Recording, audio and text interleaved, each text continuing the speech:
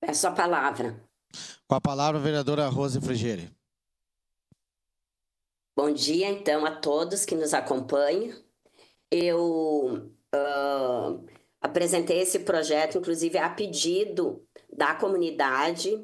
O, o Francisco Quinali foi um agricultor, um imigrante que veio da Itália, né, como muitos que nós temos aqui na nossa região, mais um daqueles que ajudou a construir a nossa região e a comunidade, especificamente de Santa Lúcia.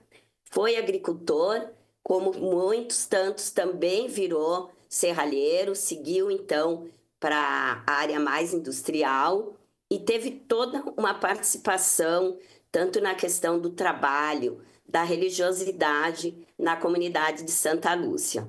O Francisco Quinali teve 7 filhos e construiu muito aquela comunidade e até, a título de informação, ele é bisavô da atual rainha da Festa da Uva, Alisandra Quinali. Então, nada mais justo que essa comunidade preste a homenagem ao Francisco Quinali. Então, nesse sentido, eu peço a todos colegas a aprovação desse projeto de lei.